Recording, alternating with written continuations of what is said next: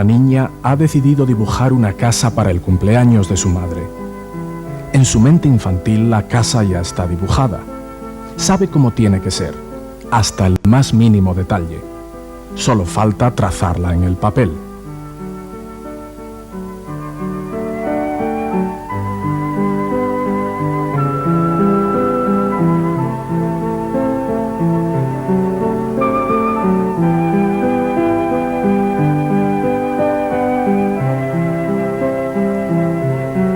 Empleando sus mejores esfuerzos, da forma a su idea de una casa. Es una obra de arte porque le sale de dentro, cada trazo del dibujo hecho por amor a su madre. Cada puerta, cada ventana, dibujada con la convicción de que así deben colocarse. Incluso aunque parezca un pajar, es la casa más perfecta que jamás se haya dibujado. Es todo un éxito porque al realizarla, la pequeña artista se ha entregado por completo, en corazón y alma, con todo su ser. Esto es salud, esto es éxito. Servir a través del amor y en perfecta salud, cada uno a nuestra manera.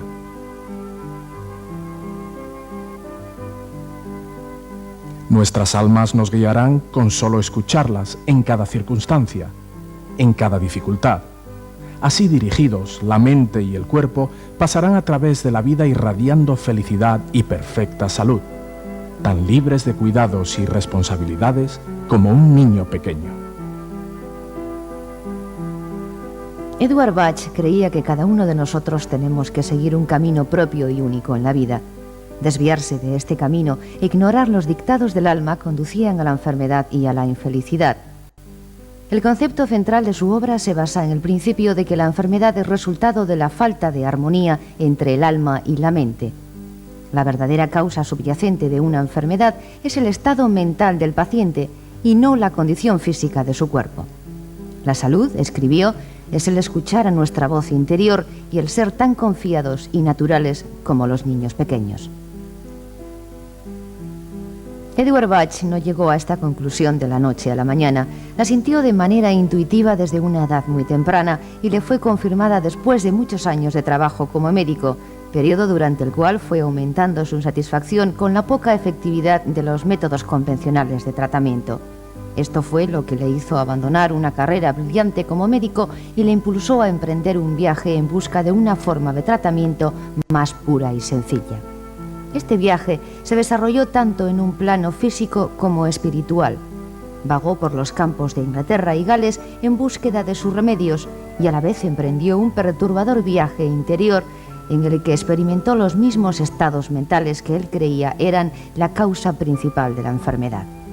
A menudo se encontraba solo en sus creencias y fueron pocos los que comprendían la intensidad de su propósito, pero él siguió escuchando los dictados del alma. Al final de su viaje, tuvo éxito en su búsqueda y completó el sistema de tratamiento hoy conocido como las flores de Bach.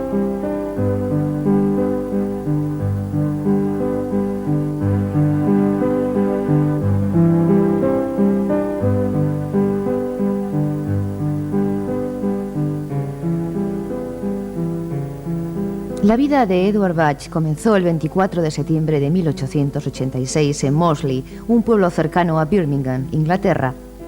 Como su nombre indica, los antepasados fueron galeses y su amor por Gales le llevaría allí una y otra vez. Se dice que de niño tenía un gran amor hacia la naturaleza y una profunda sensibilidad hacia el dolor y el sufrimiento de los seres humanos y de los animales. Cuando aún estaba en la escuela, decidió que quería curar y soñaba con encontrar un nuevo tratamiento para las enfermedades y el sufrimiento. Al dejar el colegio, mantuvo secretas sus ambiciones y empezó a trabajar en la fundición de su padre en Birmingham. Esto le ofreció la oportunidad de estudiar a sus compañeros de trabajo, para quienes la enfermedad representaba una constante amenaza a sus medios de vida.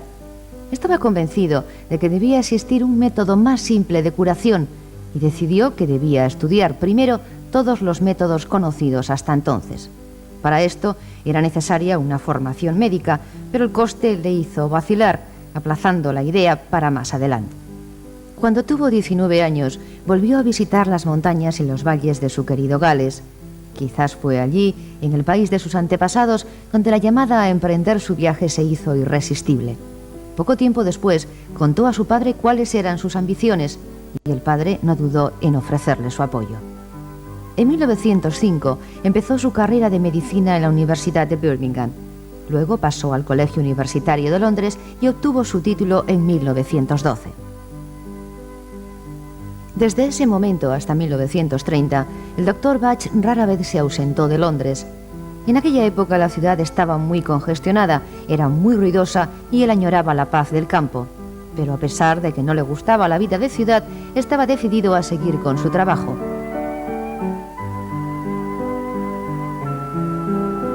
Hasta evitaba los parques cercanos pensando que podían distraerle de su objetivo. Es irónico pensar que el mismo amor a la naturaleza que tenía tan dentro y que trataba constantemente de reprimir iba a ser lo que más tarde le guiaría hacia los remedios que buscaba descubrir. Desde 1913 hasta 1918 tuvo varios puestos en el hospital del University College y en el National Temperance Hospital. También abrió un consultorio en la famosa calle de Harley Street. A medida que crecía su experiencia, se desilusionaba cada vez más con los resultados de la medicina ortodoxa. La formación de médicos se limitaba a tratar la enfermedad y ofrecía pocas oportunidades de considerar a los pacientes como personas. Bach estaba convencido de que de esta manera se descuidaba la importancia de la personalidad del paciente. Más tarde llegó a ser asistente en bacteriología en el hospital del University College. Fue en este momento cuando descubrió que algunos microbios intestinales, hasta aquel entonces considerados poco importantes, estaban estrechamente relacionados con ciertas enfermedades crónicas. Para entonces su propia salud no era buena. Sumado a su trabajo normal, trabajaba intensamente sobre el desarrollo de vacunas. En 1917 sufrió una severa hemorragia causada por un cáncer abdominal y perdió el conocimiento. Se le practicó una operación de emergencia y cuando recobró el conocimiento se le dijo que como mucho le quedaban 3 meses de vida.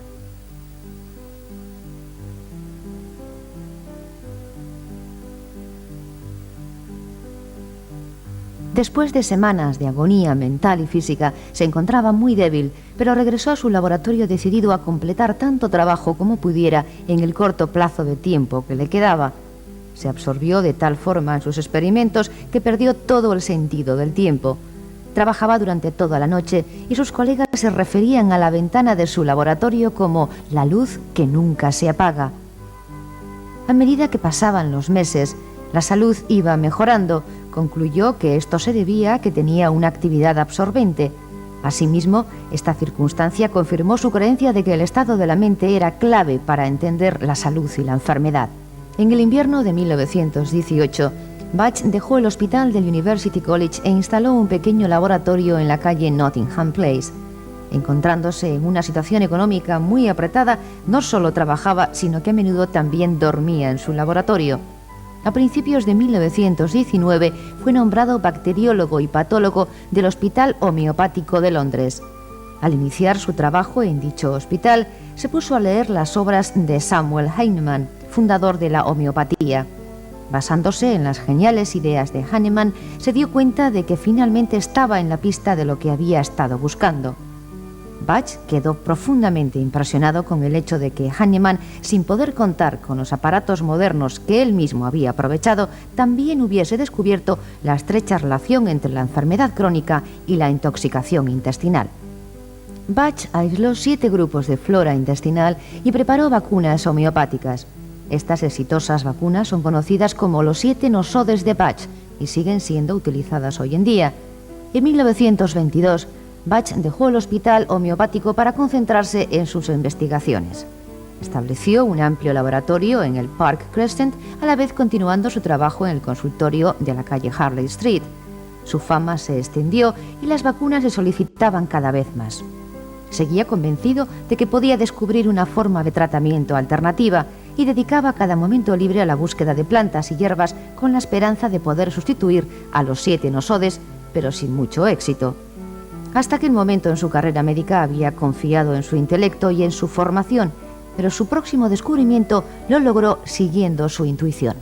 En 1928 asistió a una cena y estuvo observando distraídamente a los demás invitados. En un momento de inspiración se dio cuenta de que toda la humanidad consistía en un número de tipos o grupos definidos. Al concluir la cena ya había elaborado cierta cantidad de grupos distintos y se preguntaba si las enfermedades que los mismos podían padecer serían similares. Su verdadera inspiración la tuvo cuando vio que los individuos de cada grupo, a pesar de que no sufrían necesariamente de las mismas enfermedades, tenían las mismas reacciones sin que importara la enfermedad contraída. Esto le confirmó efectivamente que la reacción del paciente individual a la enfermedad era realmente la clave para indicar el tratamiento. Esto fue el verdadero comienzo de su gran obra sobre la teoría de los tipos y fue fundamental para la nueva forma de tratamiento que más tarde desarrollaría. Si bien Edward Bach había sido siempre una persona muy sensible, ahora más que nunca se sentía en profunda armonía con su intuición y su espiritualidad. En septiembre de 1928 sintió una repentina necesidad de viajar a Gales y obedeció a este impulso. Esta decisión resultó ser tan importante como lo fue años atrás la de estudiar medicina. En esta ocasión, en 1928, encontró dos hermosas plantas creciendo en el borde de un arroyo de montaña.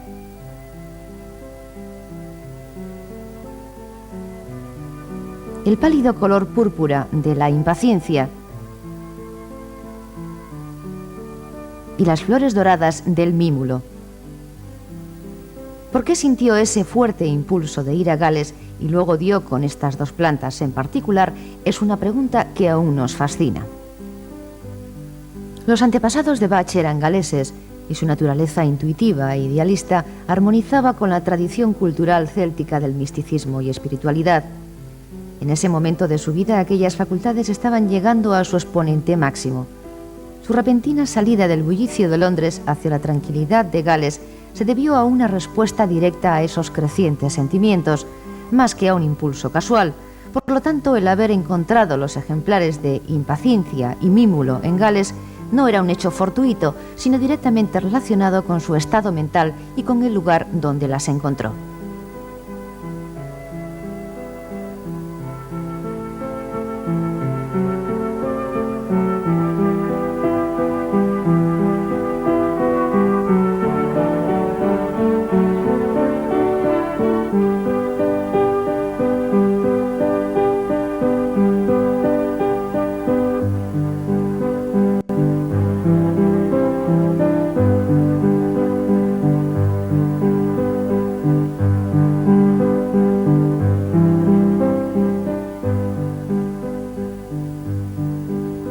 De regreso a Londres, preparó homeopáticamente la impaciencia y el mímulo.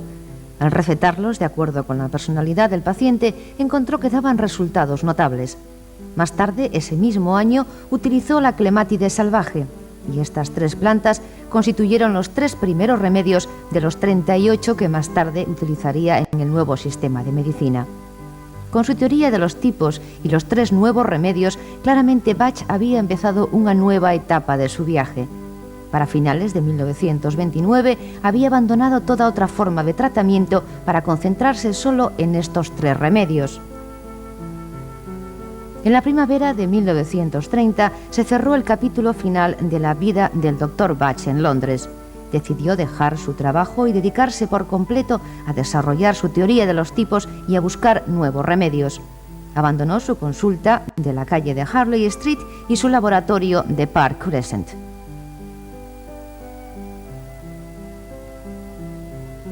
Y así, una mañana de mayo de 1930, temprano, dejó Londres para ir a Gales, dando la espalda a una brillante y lucrativa carrera médica.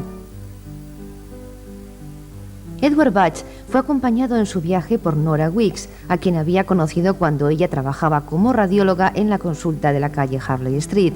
Este encuentro marcó un cambio importante en la vida de Nora y ella consideró un gran privilegio el haber sido invitada a acompañarle. En los próximos años resultó ser una fuerza enorme sin cuyo apoyo y dedicación no hubiera sido posible completar el trabajo del Dr. Bach ni continuarlo hasta el día de hoy. Edward Bach y Nora Weeks viajaron juntos por todo Gales, donde él examinó un gran número de plantas. Recorrieron muchas millas a lo largo de los caminos, a través de campos y por las montañas en búsqueda de nuevos ejemplares.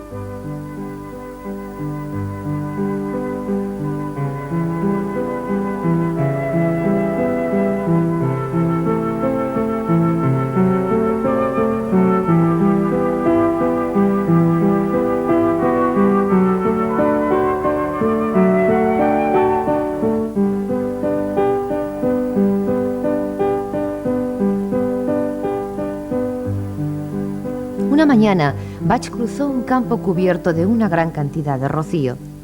Se le ocurrió que cada gota de rocío debía contener algunas de las propiedades de las plantas sobre las que yacía y que el calor del sol, actuando a través del fluido, serviría para sacar dichas propiedades hasta que cada gota fuera magnetizada con el poder de la planta.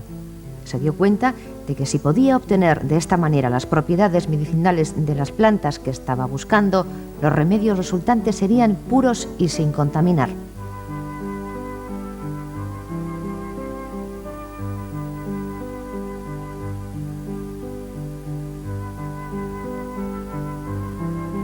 Durante esta época, los poderes intuitivos de Bach ya habían llegado a desarrollarse enormemente. Ahora tenía la sensación de que todos sus sentidos se iban armonizando plenamente. Por medio de un sentido del tacto, era capaz de sentir las vibraciones y el poder emitidos por una planta. Si sostenía un pétalo o un capullo en la mano o los apoyaba sobre su lengua, en su cuerpo podía sentir los efectos de las propiedades de la flor. Así comprobó el rocío que había recolectado de las flores. La recolección del rocío de flores individuales era laboriosa y llevaba tiempo, así que decidió reproducir este efecto llenando un bol de cristal con agua de un manantial cercano, esparciendo las flores sobre la superficie del agua a pleno sol y dejándola así durante varias horas en el campo. Para su gran satisfacción encontró que el agua se había impregnado con el poder y la potencia de la planta. Este era el método simple que había buscado durante tanto tiempo y este descubrimiento fue publicado en El Mundo Homeopático más tarde en 1930. La tierra para nutrir a la planta, el aire del cual se alimenta, el sol o el fuego para impartir su fuerza, y el agua para recolectar y ser enriquecido con una curación benéfica y magnética. Que la sencillez de este método no te impida utilizarlo, pues encontrarás que cuanto más avancen tus investigaciones, comprobarás aún más la sencillez de toda la creación.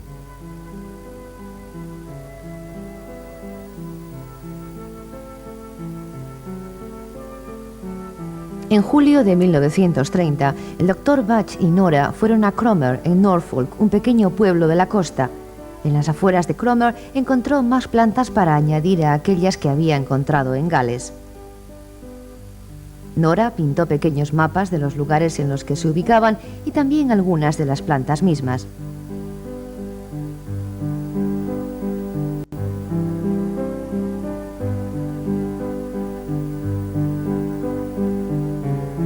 En estos exitosos dibujos vemos todo el amor y la devoción que ella sentía hacia el trabajo y los ideales de Bach.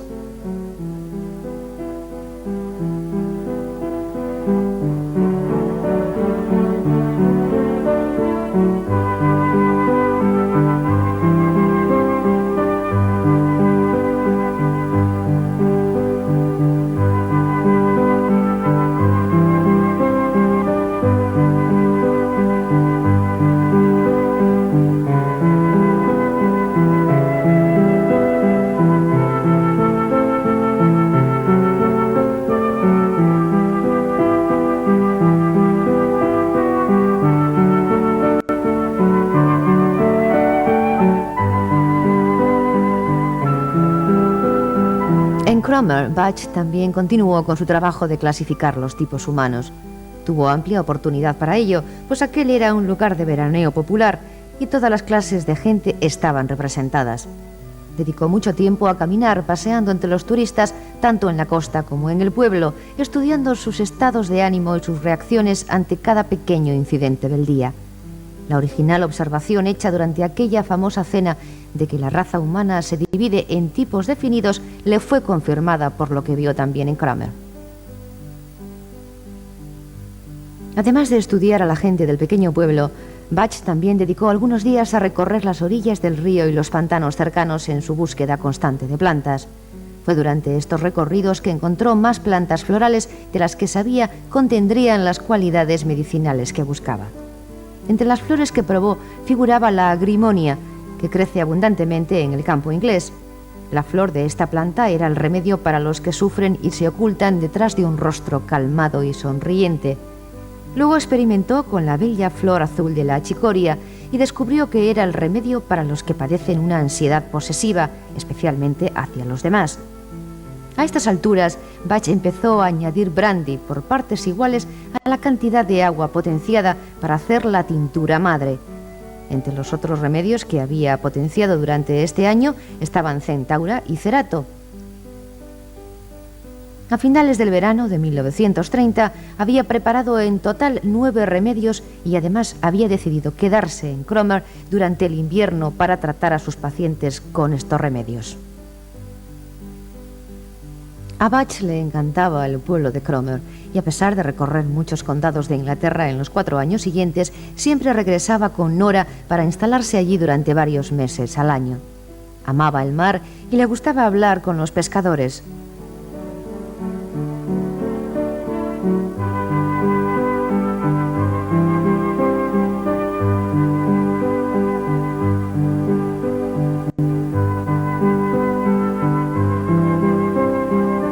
Fue en Cromer, en 1931, cuando conoció por primera vez a Victor Bullen, un constructor local que más tarde resultaría ser un ayudante y amigo dedicado tanto del Dr. Bach como de Nora Weeks. El Dr. Bach continuó tratando a sus pacientes de Cromer con los nuevos remedios y los resultados finalmente le convencieron de que había encontrado el nuevo método de tratamiento que buscaba desde hace tanto tiempo. Hacia 1932 había descubierto 12 remedios y escribió su libro Los 12 curadores, que correspondían a los 12 principales grupos o tipos de personas que había clasificado.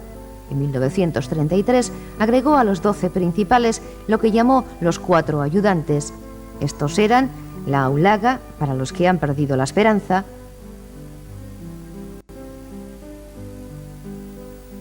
roble, para los que luchan valientemente contra grandes dificultades, brezo, para los que están demasiado preocupados por sus problemas, y agua de roca, para los que son muy estrictos en su estilo de vida.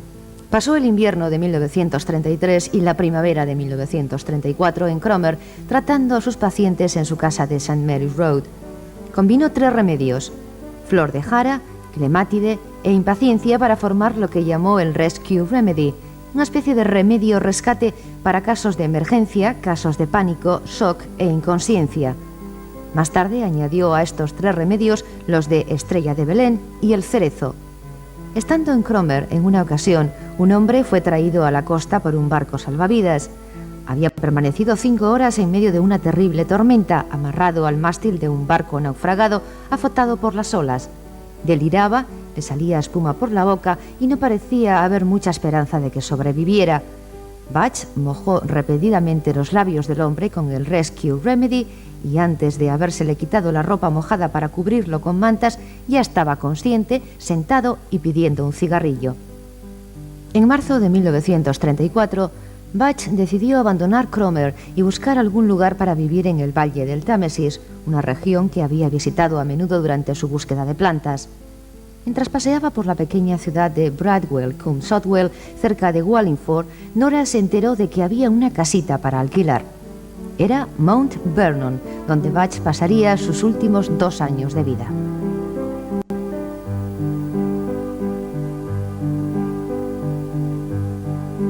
El jardín de Mount Vernon estaba completamente abandonado y Bach se puso a trabajar para arreglarlo, haciendo senderos, bordes y parcelas para plantar verduras.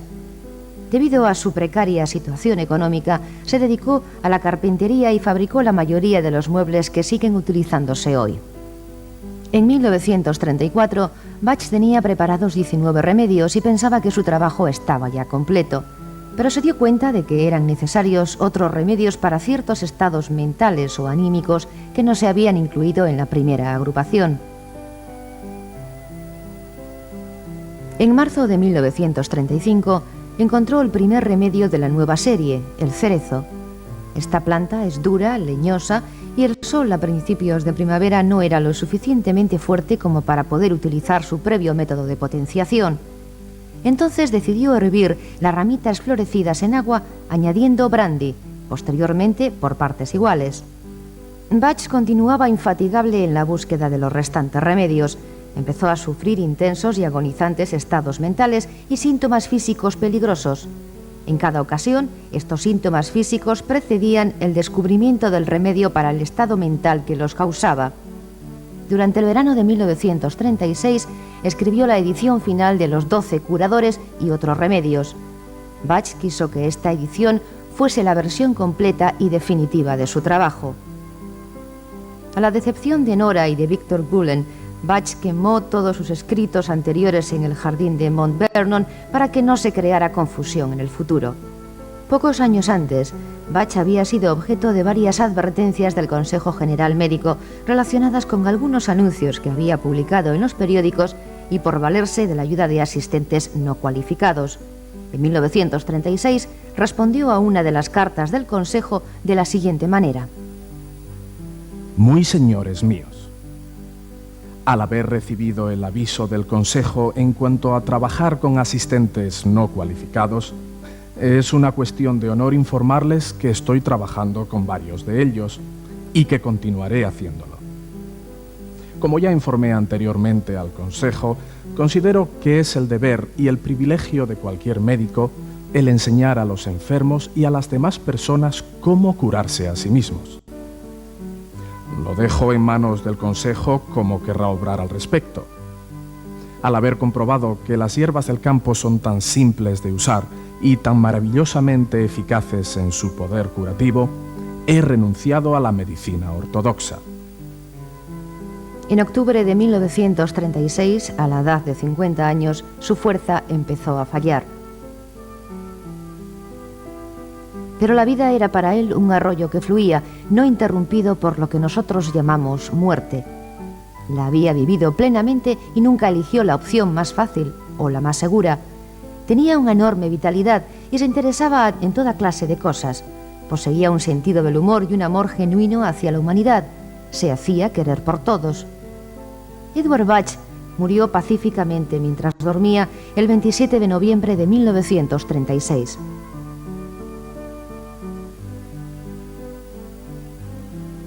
Fue enterrado en un pequeño cementerio de la iglesia de Southwell.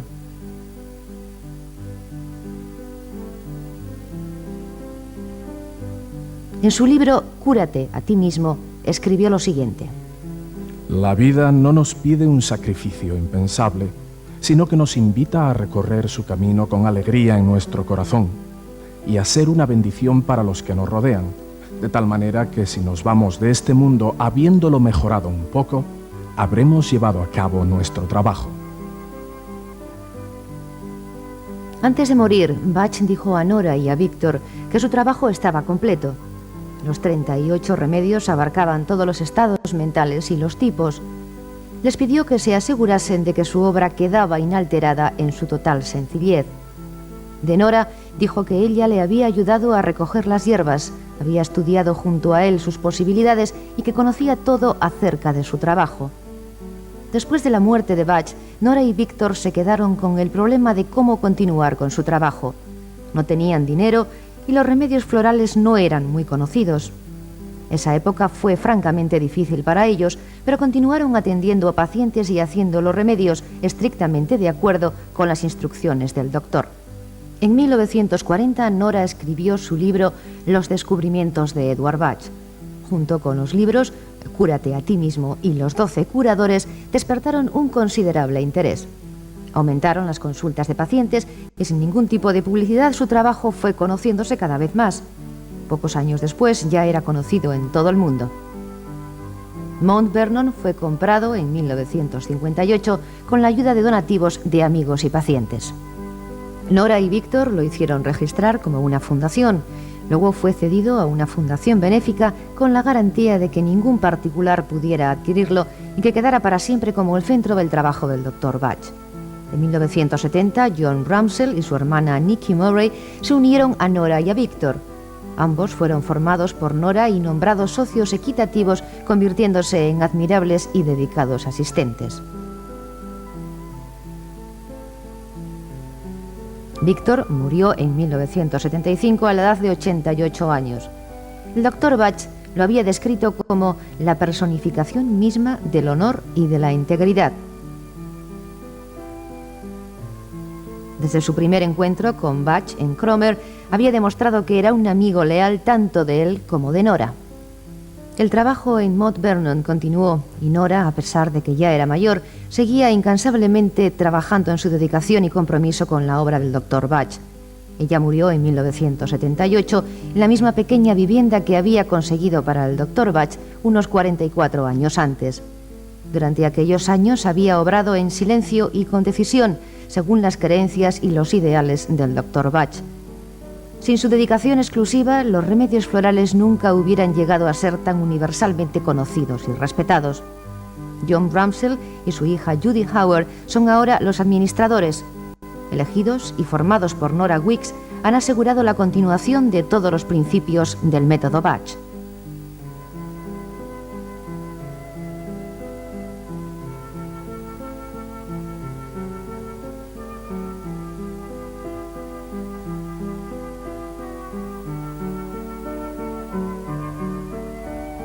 Todas las tinturas madres siguen haciéndose en Mount Vernon, con las plantas que crecen en el jardín y en las zonas de los campos cercanos determinadas originalmente por el propio Dr. Bach.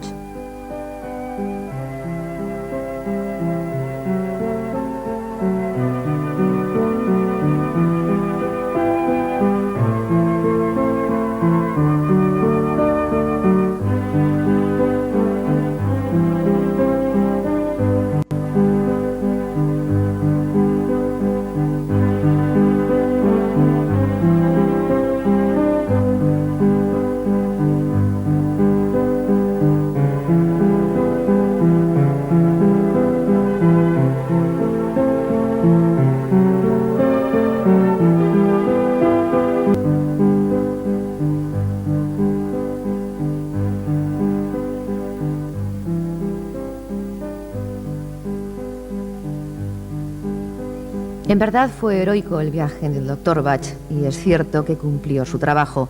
Tuvo el valor de confiar en sus instintos y en su intuición, en ocasiones donde muchos otros hubieran vacilado. Su venida al mundo representó un gran beneficio para la humanidad.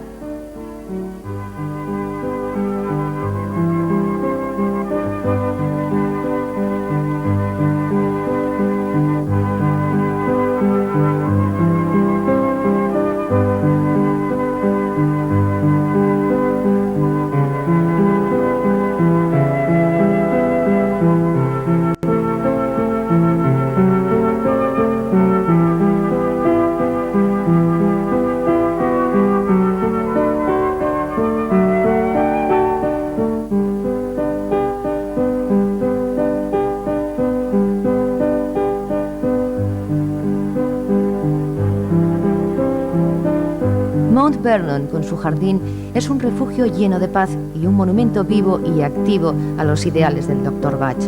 Los administradores y sus ayudantes se esfuerzan en continuar con esta obra.